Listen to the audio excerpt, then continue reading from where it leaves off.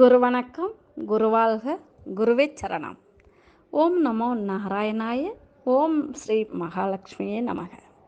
இப்போது நாம் பார்க்க இருப்பது அட்சய திருதியை. இந்த நாளை பற்றி கொஞ்சம் தெரிஞ்சுக்கலாம் வாங்க. ஒவ்வொரு நாளுக்குமே ஒரு தனிச்சிறப்பு உண்டு.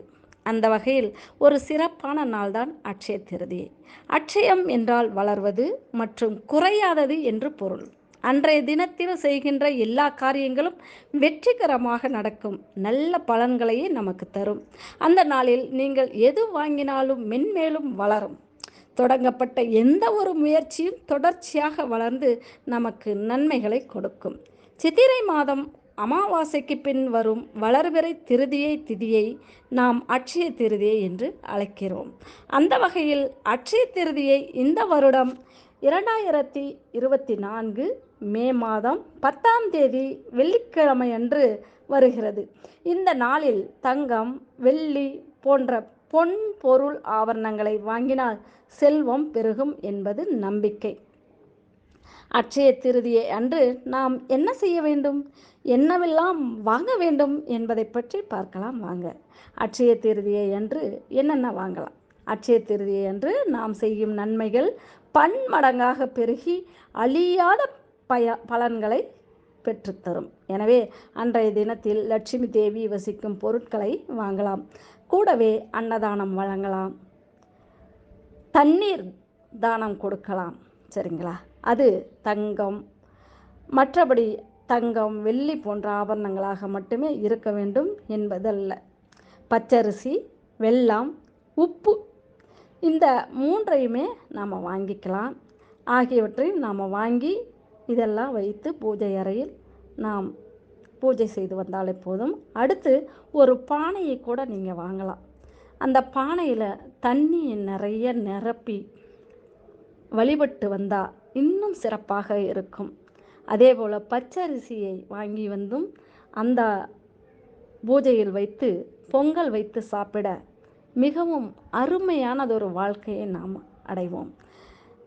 ஏனெனில் இயற்கை தோன்றும் போது முதலில் வந்தவை இவைதான். மண்ணில் தான் நாமெல்லாம் அந்த காலத்தில் சாப்பிட்டோம். மண் பாத்திரத்தில் தான் சாப்பிட்டோம், தண்ணி குடித்தோம், எல்லாமே பண்ணோம். இந்த பூமி சுற்றும் போது நமக்கு தெரியவே தெரியாது. ஆனால் சுற்றி கொண்டே இருக்கிறது. அந்த மண்ணுமா சுற்றுது? இல்லை, அந்த மண் ஒட்டிக்குது. அந்த மண்ணை நாம் எடுத்து பானை செய்கிறாங்க, மண் சட்டி செய்கிறாங்க. அதில் சமைச்சு சாப்பிட்டா இன்னும் சிறப்பாக இருக்கும். நாம் அன்னைக்கு தங்கம் வாங்கினால் மட்டுமே பெருகும் என்பதில்லை. இவை எல்லாமே வாங்கினா அன்றைய தினம் என்ன வாங்கினாலும் மென்மேலும் பெருகும் என்பது தான் ஐதீகம். அன்றைய நாளில் தங்கம் வாங்க முடியாதவர்கள் கூட உப்பு, மஞ்சள், அப்புறம் மஞ்சள் கிழங்கு போன்றவை வாங்கலாம். அதிலும் கஸ்தூரி மஞ்சள் வாங்கினால் இன்னும் சிறப்பாக இருக்கும். கஸ்தூரி மஞ்சளுக்கு தனி சக்தி உண்டு. அதனால் அதை வீட்டில் வாங்கி வைக்கலாம். ஒரு எறும்புக்கு கூட நம்ம பச்சரிசியை நுணுக்கி வெல்லம் கலந்து தூவி விடலாம். அவர்களுக்கும் நம்ம உணவு அளித்தது போல இருக்கும். அடுத்து காக்கைகளுக்கு உணவு அளிக்கலாம். குருவிகளுக்கு சிறுதானியங்களை வாங்கி நம்ம கொடுக்கலாம். அது போட்டுட்டு அது பாட்டுக்கு சாப்பிட்டு போயிரும்பா. சரி, அடுத்து என்னென்ன பார்க்கலாம். எந்தெந்த நட்சத்திரக்காரர்கள் யாரை வழிபடலான்னு பார்க்கலாம். அஸ்வினி, மகம், மூலம் இவர்கள் எல்லாம் விநாயகரை நாளைக்கு வணங்கி வந்தால் மிகவும் சிறப்பாக இருக்கும். அடுத்து பரணி, பூரம், பூராடம் இவர்கள் ரங்கநாதரை வழிபட வேண்டும். அடுத்து ரோகிணி, அஸ்தம், திருவோணம் இவர்கள் எல்லாம் சிவனை வழிபட வேண்டும். அடுத்து மிருகசீரிசம், சித்திரை, அவிட்டம் இவர்கள் துர்க்கை அம்மனை வழிபட வேண்டும். மிகவும் சிறப்பான பலன்களை பெறுவார்கள். அடுத்து திருவாதிரை, சுவாதி, சதயம் இவர்கள் பைரவரை வணங்கி வர வேண்டும். மிகவும் சிறப்பு அடைவார்கள். அடுத்து புனர்பூசம், விஷாகம், பூரட்டாதி இவர்கள் ராகவேந்திரரை குருவாக நினைத்து வழிபட வேண்டும். மிகவும் சிறப்பு வாய்ந்ததாக இருக்கும். அடுத்து பூசம், அனுஷம், உத்திரட்டாதி இவர்கள் சிவனை வணங்கி வழிபட வேண்டும். அடுத்து ஆயில்யம், கேட்டை, ரேவதி இவர்கள் பெருமாளை துதிக்க வேண்டும்.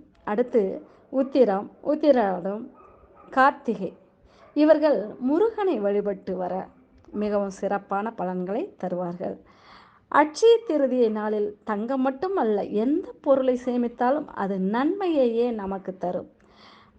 அடுத்த பதிவில் மீண்டும் சந்திப்போம். சர்வம் ஸ்ரீ கிருஷ்ணார்ப்பணம்.